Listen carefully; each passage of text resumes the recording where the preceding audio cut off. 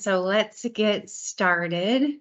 First of all, thank you all for joining this Women in Technology program today. I see a lot of familiar faces and names, but for those of you that don't know me, I'm Jennifer Gray. I'm the founder and CEO of Market Street Talent.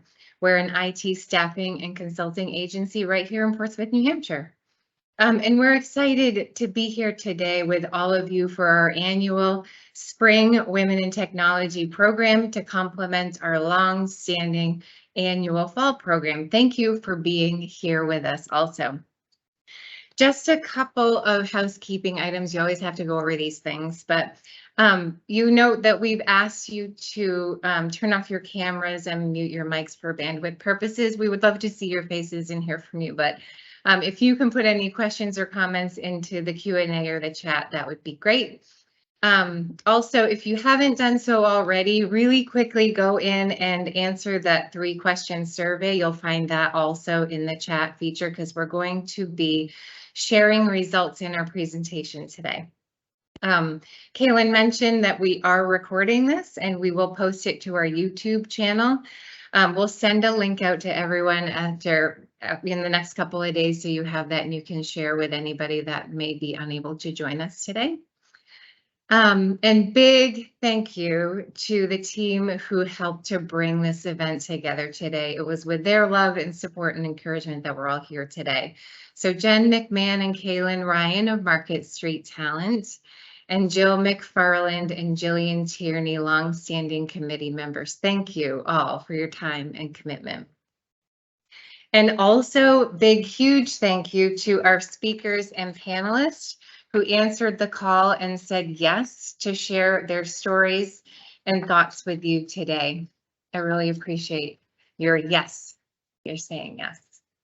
Okay, so this is our 10th year hosting Women in Technology events. 10th year, I can't believe it actually. When we started preparing for this event specifically, we paused and we reflected and we thought, wow, we've covered a lot of topics. We've met a lot of women in technology. Over the past 10 years, we've explored such topics as, making STEM stick and lighting a path, blazing a trail for the younger generation of women in tech and girls in tech. We talked about cultivating cultures in tech where women succeed and how to lift and climb, which is that all-important mentor-mentee relationship. We explored the important question of seeing herself there as more and more women grapple with the imposter syndrome. And we dug into the importance of seeing past unconscious bias, which may have been one of my favorite programs. And more recently, we talked about the Great Resignation and belonging in tech, highlighting the challenges women in technology faced as the world coped with the global pandemic and its consequences. I could go on and on. But in reflecting on the past 10 years, we had 2 thoughts. The first was, wow, we've done a lot and we've come so far. And the second, more humbling thought was, wow, we have a long way to go yet. Thus the theme and why we're calling this program Past, Present, Progress. Today, we're going to recognize the advancements women have made in the field of STEM and technology, while also acknowledging the work that still needs to be done. And there's a lot that still needs to be done. Our opening speaker will outline statistics surrounding the number of women and women leaders in the tech industry, comparing the past 10 years to today to the goals of 10 years from now and beyond.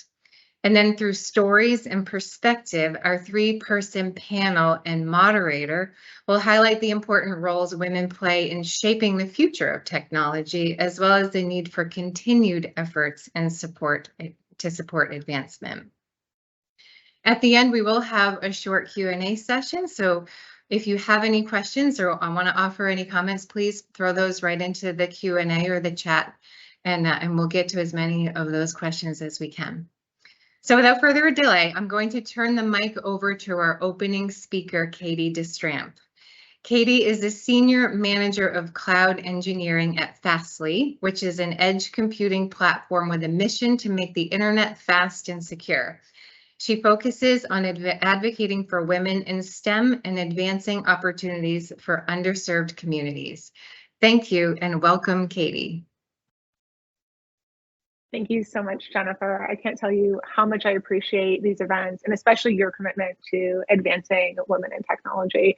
It's truly inspirational for me to watch you lead from the front, and I'm sure that's true for everyone who's joined us today. And hello to all of you who have joined us, and welcome to the 2023 Women in Tech Past, Present, and Progress. I'm humbled to be the opening speaker for such a fantastic event.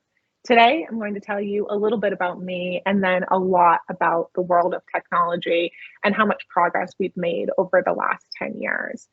And while I know some of you, like Jennifer said, there's certainly some familiar faces here, there's also a lot of new people. So I'd like to start by acknowledging the presence of each and every one of you. It's not easy to carve time out of our busy schedules and make a daily commitment to furthering gender equality, but by being here, you're doing it. You're already an advocate for yourself, for your friends, family, colleagues, and the next generation of women in technology.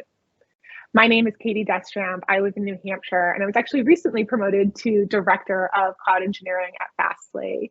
Like Jennifer said, Fastly is an edge computing platform that supports some of the world's largest brands, meaning you probably traverse the Fastly network without ever knowing it. I've been at Fastly for just under 4 years, seeing us grow from IPO to over 1,000 employees.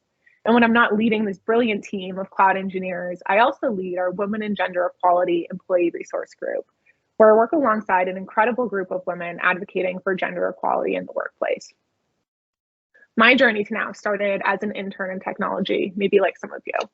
Originally in network operations, I earned a wonderful opportunity that turned into a full-time job as a junior in college. I finished my degree online through Southern New Hampshire University while working full-time. And since then, I've moved through support engineering roles, I dabbled into customer success, and I finally landed at Fastly in 2019. I built my career on a single opportunity. So I've spent the entirety of my career making sure that I give others, especially marginalized communities, the same kinds of opportunities that I've received. If you couldn't tell by now, I'm very passionate about the work that I do, and there's good reason. I've too often been the only woman in the room of men. And each time it's just me and a sea of men and their ideas, it strengthens the unwavering commitment I have to make sure the next generation is never the only woman in the room. And I know that many of you feel the same way.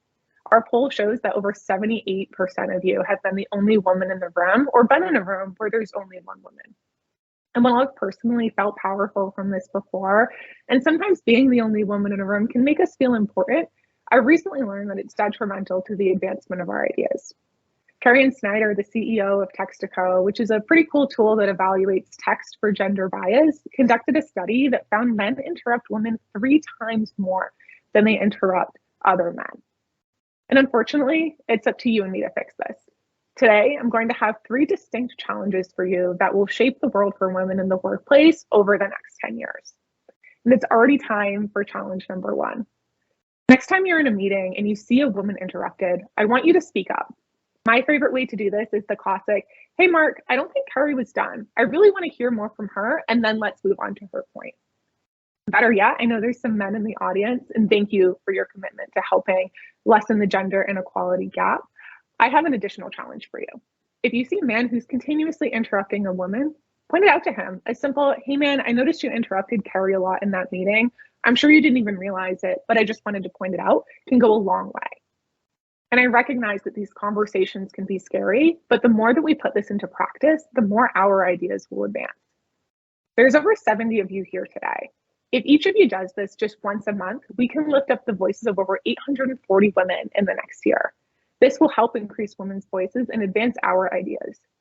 And the data shows that we need to increase our representation and thought leadership. Over the past 10 years, we've seen the world of technology accelerate at impressive speeds.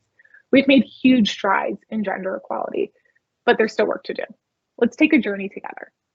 If we zoom back to 2012, when some people thought the world would end, 3 years before the introduction of the chip card, women only held 16% of all executive seats. Over the last 10 years, we've increased female representation in executive seats by 10%. So yes, we have started to make progress. And there's even more data to prove that the work that we put in over the last 10 years has increased representation. Not only does the work that we do matter, but it's working. When we look at data from 2017, 84% of companies had all male executive teams. Today, men hold about 74% of C-suite positions. This means that women in tech hold over a quarter of C-suite roles today.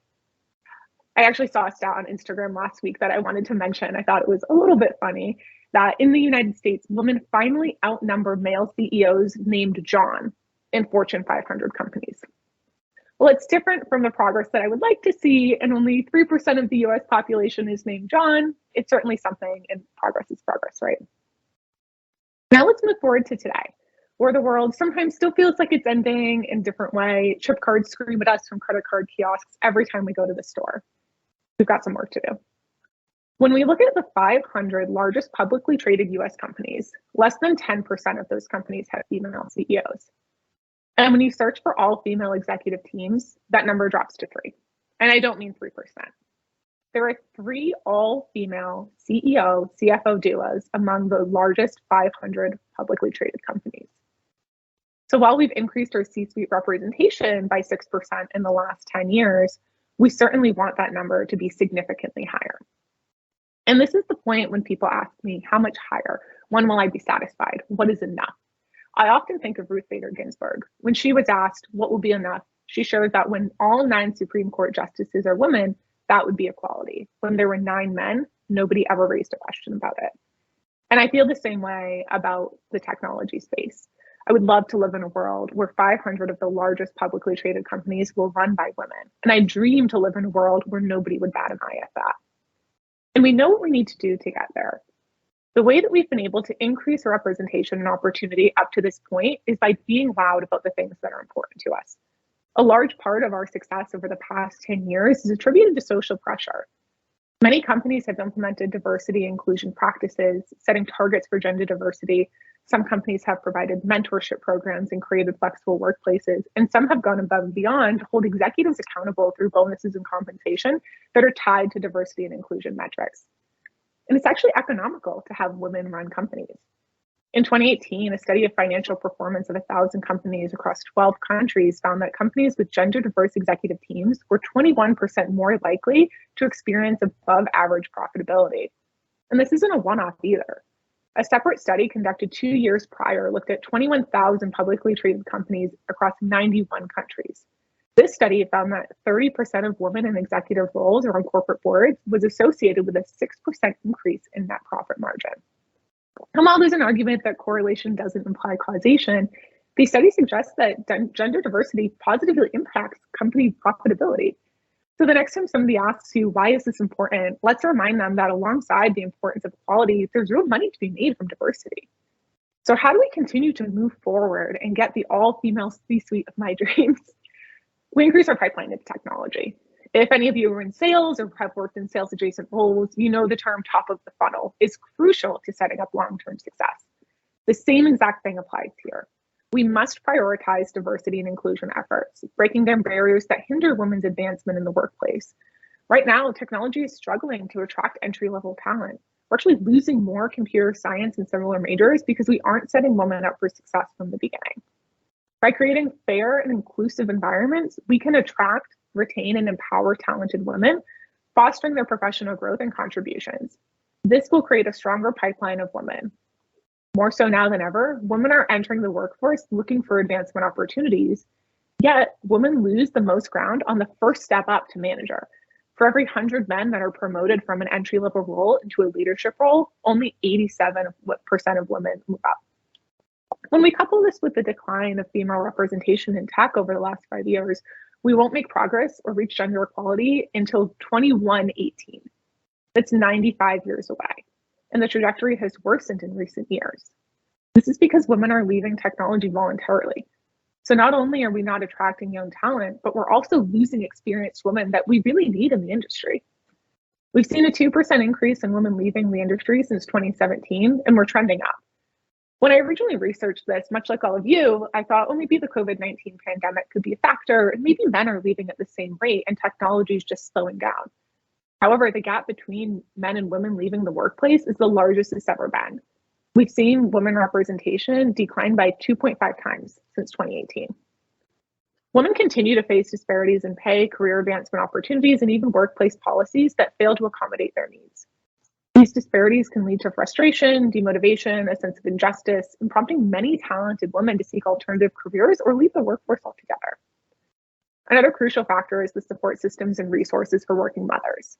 The burdens of childcare and household responsibilities often fall disproportionately on women, creating immense pressure and conflicting priorities. The absence of affordable and accessible childcare options, flexible working arrangements, supportive family policies are making it incredibly challenging for women to balance their personal and professional lives, leading to that departure in the workforce.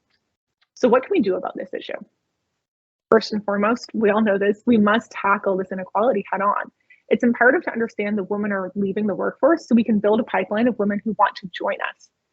Women want career advancement. McKinsey's Women in the Workplace report shows that women and men have the same aspirations to move into management and senior level roles. However, from the start, they experience far more microaggressions, have their judgment or experience questioned, and they're under-recognized for their work. This leads to women wanting more from their workplaces. It also means that it's time for a second challenge. I want all of you to look at your network. Look around the chat room right now. There's a bunch of women out there that you can talk to.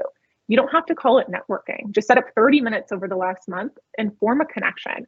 Talk about what challenges you're facing, what challenges she's facing. Listen, offer advice if she asks for it. I've seen so many people shy away from talking about how to move up or offering to be a mentor. And you're thinking, well, I don't have any advice to offer. I'd really challenge you to shift your mindset. Diversity of thinking is the key to advancement. And sometimes that starts with just sharing ideas. We know we need to share more with each other. Despite our recent progress, women are still not paid equally to their male counterparts. And the pay gap worsens with age, which means that women with more experience are still being paid less than men. While we're talking about the difference of 10 cents on the dollar in the technology industry, when we look at lifetime earnings, assuming a 40-year career in a controlled wage environment, women will lose out on $70,000 for no reason other than gender. And we've done a good job about being loud about pay equality. I'm sure this topic's not new to any of you.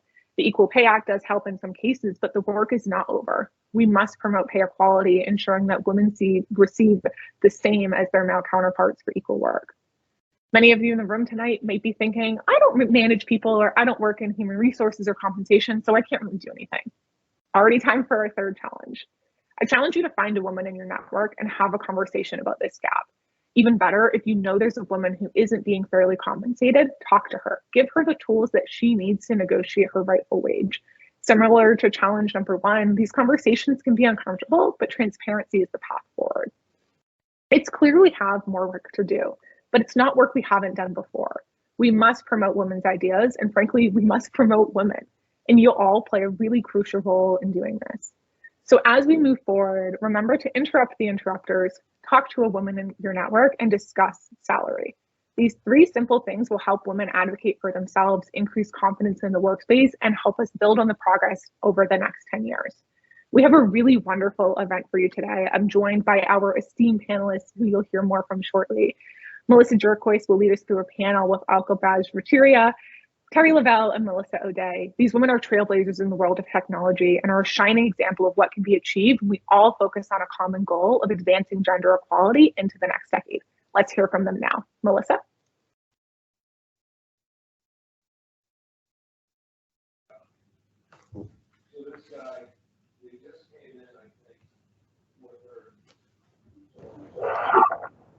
Thanks, Katie. That was awesome. I was like nodding so much. I wish I had my camera on so you could see all my visible feedback while you were talking. That was amazing. Very, very good. I loved that all. So I'm so excited to dive deeper in the rest of the time that we have together today. So we have a few wonderful panelists here that Katie just introduced you to, and I want to dive right in. I just want to be super efficient and, you know, embrace some of the challenges that Katie just put in front of us. So without further ado, I have one question. I already know who I want to direct it to, if we have everybody on board. I'm looking to make sure. Looks like they're filing in. There they are. Hello, ladies. Hi. Great to see you again. So the first question we want to dive into today to explore and really expand upon all of our experiences with the state of where we've been, what we've seen, what we're living through here and now, and what we'd love to see in the future. That first question is, what positive changes have you seen in the workplace for women over the course of your career, if any? Gosh, I hope we have at least a few. I'd love to direct this first question to Alka first, if you wouldn't mind. Thank you, Melissa. So well, I've been in the industry for about 20 years now, and it was tough, really tough when I started out. But slowly progressing from there over the last 10 years, men are becoming more understanding of women in technology. They are not underestimating us anymore. They are not thinking that, you know, you're the only woman in the room. And it used to be like I was the only woman in the room for a very, very long time till 2020. And whenever I used to speak, they used to just ignore me. My ideas were never, you know, I was talking, but it just went through their head, and they wouldn't listen. But over the last 10 years, I've noticed that many men are actually understanding that, you know, just because you are a woman doesn't mean that you're not intelligent enough to understand coding. So I used to get shoved around before. You know, whenever I used to ask questions, I was so scared to ask questions when I was in my 20s. Whenever I used to ask questions, they'll just shove me around and they'll say, okay, let me show you how it is done. I don't want to know how it is done, you know. I'm just asking a simple question. That doesn't happen anymore. I don't get shoved around. They do listen to what I have to say. They do take my ideas on board. So yes, that's a real progress from what I have been through before. So I would say that, you know, everyone in the management and in your team are more understanding of your situation at the moment. Yeah, I love that, Alka. That's great, and such an empowering piece of progress for us. Yes. Right? Because I'm still very much the only woman in the room. I'm sure you all. I saw Melissa nodding during the things you're talking, and I want to mention that Kylie just said they ignore you until you suddenly have an idea, and then it was yours, right? And I'm sure we've all experienced that. I think I was nodding to myself as I saw that. Yeah. And you know, kind of similar to what Katie was saying about interrupt the interrupters. I think we would all be like, you know what? If you hear someone do that to another woman, call it out and be like, that's amazing. That's just what Alka said. Isn't that funny? You just said what Alka said, you know, and like make it obvious, because I think we've all seen it happen and we maybe don't call it out as much. So not just interrupt the interrupters, interrupt the attention grabbers and acknowledgement stealers. Yeah. Melissa, what did you want to add to that? I know you were nodding while Alka was talking. Yeah, it really resonated for me. There have definitely been times in my career early on in a business conversation, and it was really obvious that some of the men just didn't see me as an equal.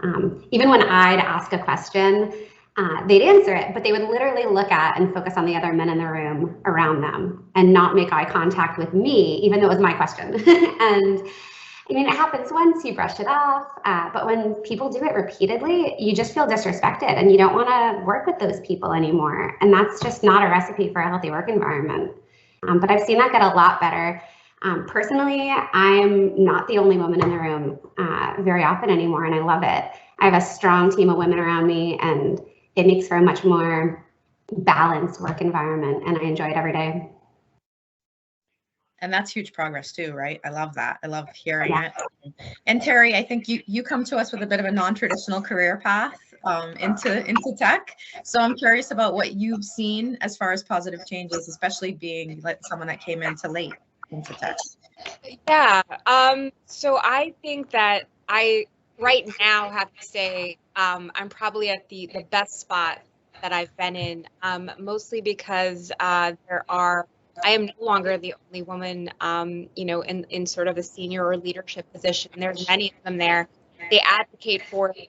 But similar to what we talked about at the beginning, so do the men. They actually are actively engaged in making sure that everybody's equally heard, and that nobody's ignored, nobody's ideas are ignored, and promoting everybody like internally. Like we do a kudos sort of thing at the end of the week, which has really fostered, I think, the kind of environment where you're actively thinking through how supportive your team was that week, what they did, how they helped you. And when that becomes part of what you do every day, and it's part of the company culture, it really then does start to highlight all the ways that, not the big wins all the time, right? Because a lot of times we look for those big wins, but the small wins, how you get, through your day and how you learn every day from the people around you. And I would say the big shift I would say from there is that 10 years ago, it would be like, hey, let's start with what we learned this week, what went wrong this week, right? And now it's more about what went right and what are we doing right and what are the people around us doing right and how can we celebrate each other. And I think that and the reason I bring that up is because I remember too when I started, it would always be like, oh, Terry brings empathy to the team because I was the only female lead, and it wasn't a negative thing. They just hadn't thought about it as part of the culture and how we should be working with our employees and each other. And now I see that as just table stakes from your leadership team and from people that work with you, is to have empathy, to recognize all the ways people are learning and growing. And, even if you got asked a question or if you learned something, and that's a tremendous shift because it makes people feel more comfortable. They feel appreciated and they know that even small contributions will be acknowledged, and it gives people the courage to step up and step out more. Yeah, I love that. Empathetic leadership is definitely something I'm very passionate about. And I think it's just a fact, right? Like we as women, we are more empathetic. I mean, it's not even a bias. It's like literally there's studies that have been done around it. So I love that. Thank you, Terry. So of course, we just talked about some really positive things and the progress we've made, things that we've seen over the course of our career. What about challenges, Melissa? Tell us about challenges that you've faced or continue to face as a woman in tech. Yeah, I like that question. So I think one of the biggest challenges for me has been figuring out my work communication style. Women are up against, I think, a few different stereotypes. I've heard women called meek. I've heard people called emotional.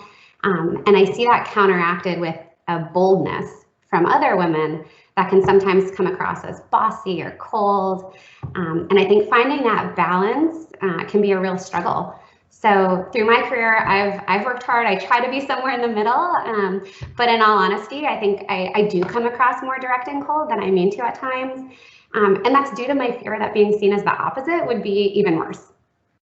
So once early on in my career, I guess I was speaking to my manager at the time. He was giving me feedback on something I had done, and it was tough to hear. And part of my reaction was to get pretty quiet while I thought about what he was saying. And you know what he said? He said, "Oh no, you're not going to cry, are you?" And it was from that point forward, I just realized what I was up against and that I was going to need to work really hard to think about how I communicated more than I think men do, because people have impressions and you have to overcome these biases that they put on you. And if you want to come across as confident and capable, that's something you have to work at. Oh, Melissa, from one Melissa to another, I feel you. I've been called abrasive. I'm also very direct. For those on the call today that know me, they know that. And so, yeah, abrasive. I've also, when I've taken time to pause and digest and really think, I've been asked, "Do you need a minute?" So I totally hear you. Alka, you were shaking your head a lot during that, and I know as a mom, right? You have your own set of challenges that come with being a woman in tech and also having the identity of mom, right? So do you want to talk about that? Yes, Melissa, I totally get you, because I've been called bossy, I've been called feisty, I've been called everything. So these days I just say to everyone that no, it's not that, just say good leadership skills. We just have good leadership skills. So yes, Melissa, as a mom, it's really hard for me to balance everything because I'm a full, either I'm working or I'm not working. Either at home, I'm a full-time mom, and when I'm at work, I'm totally focused on whatever I do. The biggest challenge that I have two kids, recently one who's just turned 10 months today. So the problem is you have to balance work and home equally, but not having a flexible work routine, or sometimes, you many people still feel like if you're a mom, you can't work the same way as if you're a single woman without any children. If you have a family, that dynamics changes everything for you. And also being an old mom like myself, well, they call me old mom just because I'm 40. The things they feel a little bit apprehensive, lots of them. When I go to work, sometimes they just feel like, I had to do school runs, I had to do everything at home, and then I sit down exactly at 9 o'clock. I'm faffing around at most of the times because I've just done the school run, and I might have just rushed in through for a 9 o'clock meeting. Many people don't feel like, I can do a better work because I have a family to take care of, or they just think that I can't travel because I have to take care of my children. Nobody asks me if you can do it or not. Most of the time, they would just assume that I can't do it because I have children. So that kind of concept needs to be moved, because just because you're a mom doesn't mean that you can't do things at work which normally people without children can do. I'm sure it would be same for men as well, but nobody asks them, a father, that you can do it or not. It's always comes to a mother. So yeah, that is one of the things that I find it really challenging to get my views across, because nobody's asking me if I can do certain things. They're underestimating me all the time. Yeah. So yeah. No, it's a big challenge, right? I totally see that, because what opportunities have you missed that you didn't even know about because they made the assumption as a mom you wouldn't have been able to do that. And Terry, I know from like some things personal and professional wise and balancing those things, you had some interesting stories to share as far as challenges that you faced as well. Yeah. I think there's a need to sometimes prove ourselves too, right? So when I was actually young and I was working, I was diagnosed with non-Hodgkin's lymphoma, and I actually worked through chemo.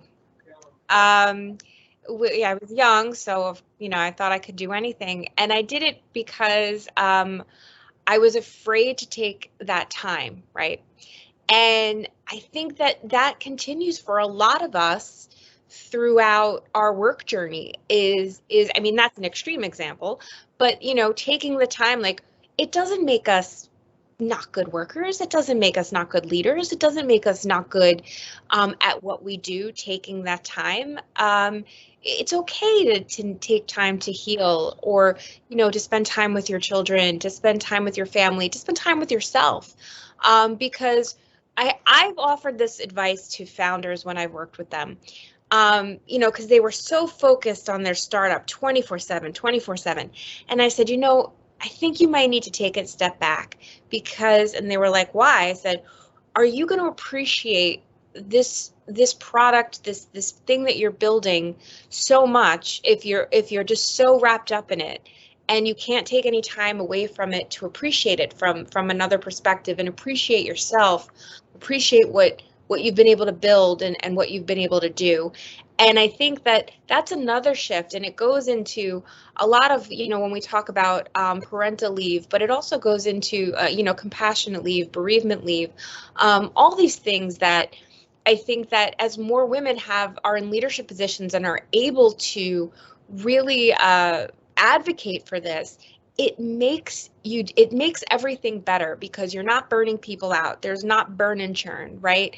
You're having people feeling like they can bring their best selves, and feeling okay to, like, I'm going to take this time off, but I'm going to come back and be great. What if you're not a morning person and you work someplace that allows you to, work a little bit later in the day, and you could kill it, you crush it, you're a great team member? I think that is something that I really love seeing evolve. And, I know it's also Mental Health Awareness Month. So, and seeing so many companies talk about that is revolutionary to me, because it used to be like a whisper about it, don't talk about it. But seeing that, like, actually supporting people, being inclusive, what inclusivity really means and what diversity of thought really means, right? Because diversity and inclusivity are a extraordinarily wide spectrum.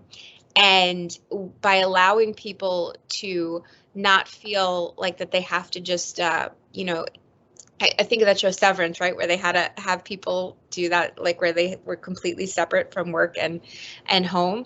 That's just obviously impossible. Like, you're a human being, you exist in the world, and what you bring, your experiences, what you do every day, particularly for those of us who work in product, is extremely important. And also, we probably should throw out that term "old mom." I have heard it used as a persona before, and I was like, I don't even know what that means. We all can use smartphones now. Exactly. You know, that's a silly persona. But like, really turning that away, because you're so much more than just one definition of what you do. Yeah. And we all have so many different identities, right? I love what you just said about diversity of thought, and like I always say there's so many dimensions of diversity, right? Like, it's not just about gender and race. It's so much broader. So it's on a spectrum that we have yet to really fully embrace when we talk about diversity. So I love everything you said, Terry. Thank you so much for sharing your personal story as well as part of that and the challenges that you faced.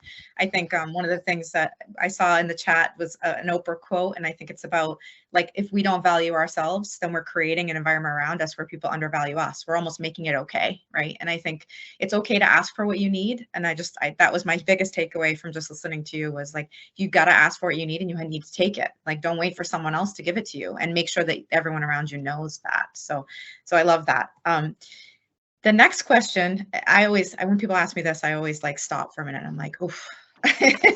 What advice would you give your younger self, or other women that are coming behind us, right? You know, I think back to you, Terry. If I could, I know that, again, entering tech was something that happened a little bit non-traditionally for you. So like, what advice would you look back and say to your younger self when maybe you were thinking about doing this? Oh man, learn everything. Like, when we talked about, like, I was afraid to ask questions, or, you know, question everything, learn everything, take the courses. Don't be afraid of taking a coding class, of learning HTML. I was somewhat fortunate. So I actually started off as an office manager at a tech consulting firm when I left social work. So so I started there, and then I became a project manager, because I did ask those questions, but I wish I asked them sooner. I wish I had that confidence sooner. Even if it's just like, and the other thing that I was told later on, and I would still tell myself, is don't always clean up after people and empty the dishwasher. If you're in an office that has one, you don't need to be the office mother, pen, or whatever. You know, we tend to take fall into those caring roles. And also, don't always make sure that, like, you know, see if other people are going to take notes. I think we talked about that before, right? Say, okay, maybe who's going to be taking the role? I'm going to be leading the meeting. Like, really, really being okay with setting those boundaries up. I wish, and not everybody's going to like you, and that is okay. We got it before, right? It's okay to not be liked, but as long as you're respected, I think is really important, because people might not like you for a lot of reasons. Maybe you remind them of someone, or it could be anything. And that's okay, but always keep it respectful and don't take it personally. Those are the things I would tell myself, because young me took everything personally. I wanted everybody to like me. I overextended myself, and it didn't really do much for me until I had to have a radical shift in thinking and how I approached work. Yeah, absolutely. And Melissa's nodding. I think she agrees on the boundary side. I want to hear what else her thoughts are too. Like, what advice would you give your younger self or someone else? Yeah, I agree with a lot of what Terry said. I know early on in my career, I was often the note taker in meetings. You know, I tend to type fast, and I thought it was people respecting that. But as I thought more about it, I feel like it actually maybe wasn't a respect. It was more of that bias of, you know, looking at the woman and expecting that, like, oh, they can just take the notes like a secretary would. And so just consciously challenging myself, my younger self, don't do it, don't offer, just sit there and let somebody else do it. And it would hurt to do that. There were a couple times I try and it's hard, but yeah, you've got to do it. So I guess what I would say is really just develop your skills. There's going to be a lot of people who are going to support you and aren't going to see you any different for being a woman. And I think that's great. There are more and more of those people as the years have gone on. But becoming skilled, becoming an expert in your field, becoming someone your team can rely on, that's how you're going to get through to the rest of the population. You know, if you contribute and you are somebody that people need, they will develop that respect, and that's going to help them overcome these biases that they have, because you're going to be the example. And I would say just don't focus just on the hard skills, but make sure you develop your soft skills too. I think for some women that comes more naturally than others, which is great. But if you learn to work with people and learn to listen, learn to treat people fairly, and then lead by example, that can go really far in the workplace. Yeah, totally agree. And I agree with both of you on the note taking. I've learned it too late in my career, but I would show up to meetings with nothing, not a pen, not a pencil, not my laptop. So you couldn't even ask me to, and that was what I had to do, Melissa, so that I wouldn't take notes, because it was like compulsive for me to do that. And it would like hurt not to. So I totally get that. Alka, what are your thoughts? Same as what Terry and Melissa said, you know, you have to value yourself in order for other people to value you. So I used to be so afraid to ask questions just because I was being shoved around. But unless somebody told me that you need to actually start voicing your opinion, otherwise they'll always shove you around. And that's what I started to do. I wish I had that confidence early enough in my career to do that, because I lost so much time trying to please everybody, so much time so that people can actually like me. At this point, I don't even really care if somebody likes me or not. I'm here to get my job done, and that's it. So yeah, I wish I had that confidence early on. So what I do with my mentees at the moment is I just give them this advice: just value yourself, love yourself, and it doesn't really matter if people like you or not. You just need to love yourself. Yeah, love that. That's awesome.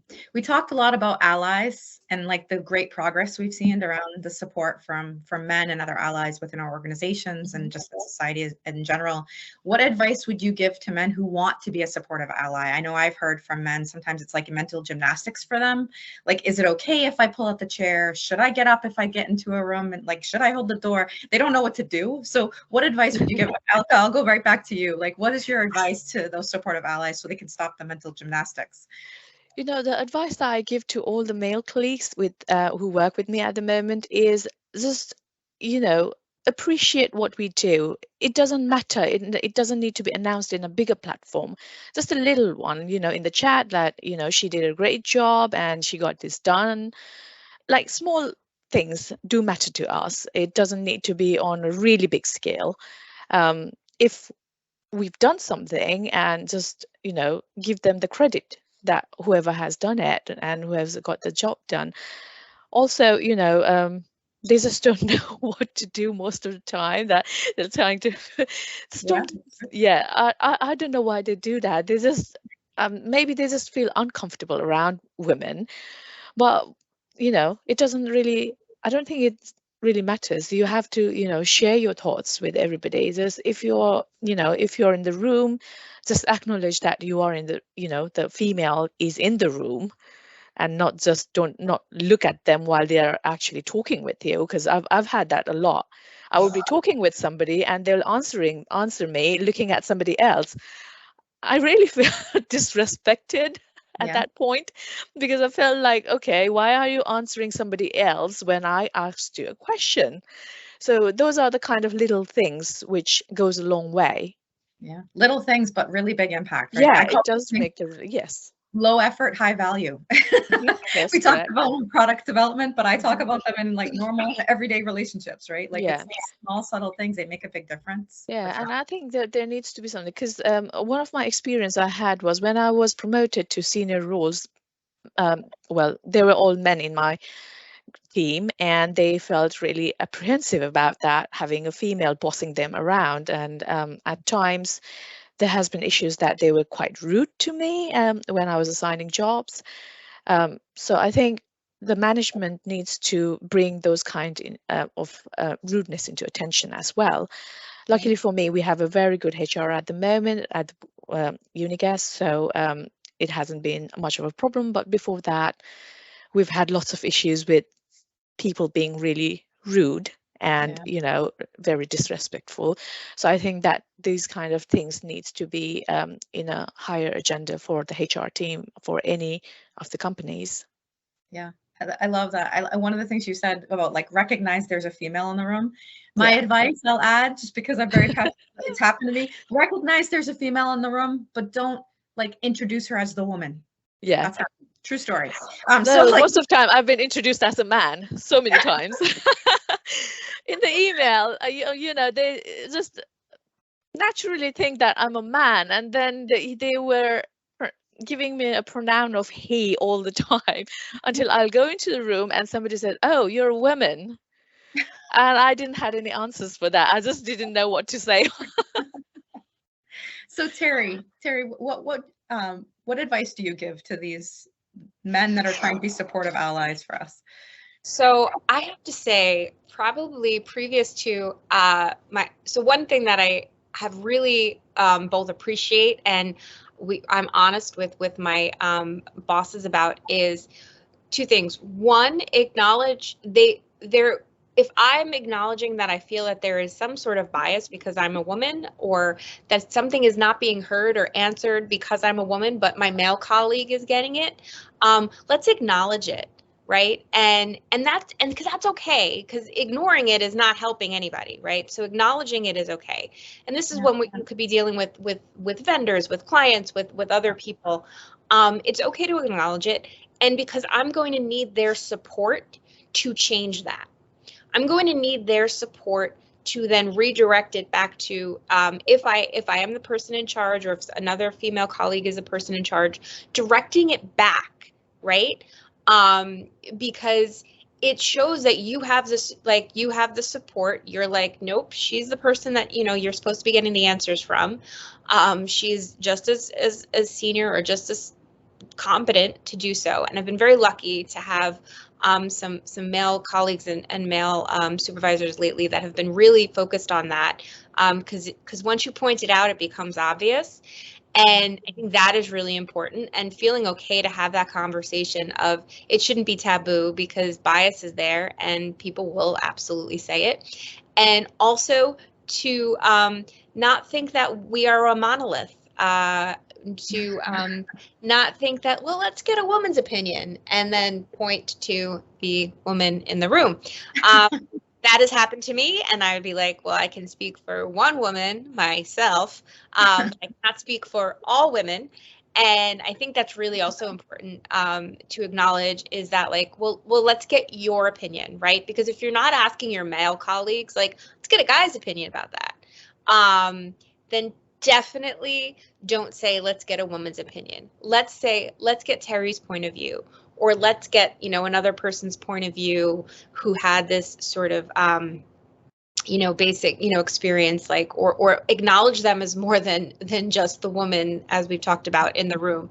And that's really important as an ally as well, I think, is just, there's small changes of like redirection and small changes in just wording, but they make a huge impact. And I think that's really important for people to understand. And like I said, the more we talk about it, the more we're acknowledging it, the more people are not afraid to say it, particularly having like a psychologically safe space to talk about these things with their managers, because you don't want to get dinged on a poor performance because you weren't able to have that conversation where you think that you were being treated a certain way due to bias. So I think that that's also really, really important.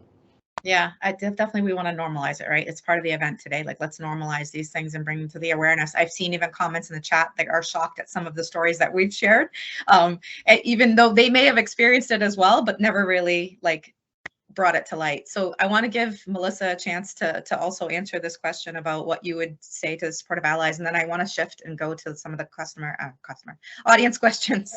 Sorry, I'm in work mode. No, you're good. I'll keep it brief because I think the other two women here already made a lot of really great points. I'm gonna just echo the monolith statement. Don't assume anything about the women on your team or the women applying for a job on your team. To Alka's point from earlier, don't assume a mom can't travel or take on a big project, but also don't assume that she's fine to jump on a plane tomorrow because she may have children and need to get coverage for them. Women aren't necessarily going to be more nurturing or more sensitive or not okay with humor in the workplace. We're all individuals, and I think taking a minute to get to know people as people can go a long way. Yeah, absolutely. Absolutely. And in fact, I'm going to go right back to you, Melissa, with this audience question. How do you work at potentially changing your communication style? I sometimes feel when I try to be more direct, my recipient acts taken aback. How do you start that transition? Yeah, it's a really good question, especially if it's not something that you typically do and it's a sudden change in behavior. So I would say little steps. I also would say practice helps. Sometimes just getting in front of the mirror and trying it out, seeing how it sounds. If it sounds weird to you, it might just be because you're not used to hearing it, but it might be because it sounds really awkward. So I would say work towards it. They might be taken aback just because they're not used to you doing that. That doesn't make it wrong. And so as you think about your communication style and how you come across, just remember that you are always on display. How you react, how you communicate, how you respond to others. As Katie had challenged us earlier, how you stand up for others in the room. All those things matter. And so just remembering that while you interact and keeping your own authenticity while you do it, I think that's really where you start, and then you'll be successful from there. Awesome. Thank you, Melissa. I also saw another question just come across, if anyone wants to grab onto it. How does being a woman, and I see that there's been some dialogue going back and forth about this, how does being a woman and a woman of color in this space differ? If it does at all, I imagine it does. Is the acceptance worse? I would like to answer that question. I don't know if it differs from white women to women in color, because basically women are discriminated everywhere anyway. Okay. But yes, I do feel like women of color are not taken seriously in tech industry sometimes. Not only in tech industry, but I think in most industries, because I've seen not my experience in where I work, but with some other company. So one of my friend is a friend of, she's a woman of color, and there was another white woman who had a little bit less experience, and the education was not to the same mark as my friend, but instead she got on to the job instead of my friend. So, but in with me personally, I haven't actually felt any different, because in technology, whether you are women of color or white, they treat you the same way. You're just basically being treated the same way. Yeah. Terry, I think you might be able to help with this question. How do we keep space for women advancement and feel good about it, while also making sure we are creating space for other marginalized or non-binary groups? So it's definitely not my area of expertise. But I will say, and it goes back to the other question, is why I am also really supportive of DEI initiatives and companies that embrace them.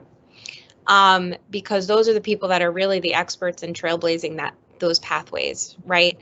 And it's really because it's not something that we should take lightly.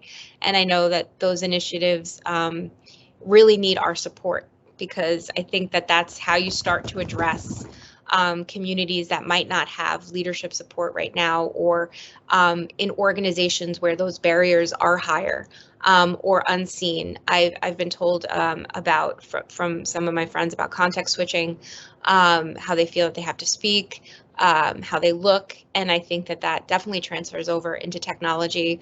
But that is why we need to also ensure that we are putting people in these marginalized roles in positions of power to also be able to speak to it more broadly.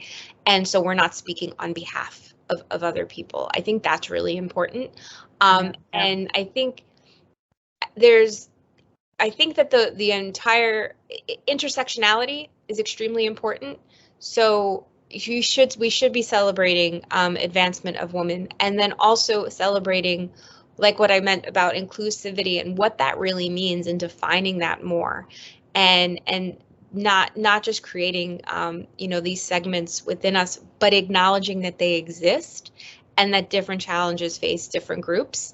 And like I said, really supporting if you have, diversity and inclusion efforts in your company. If you don't, really trying to like get that moving, get that supported, and support your colleagues if they also say something similar. How we asked about men, right?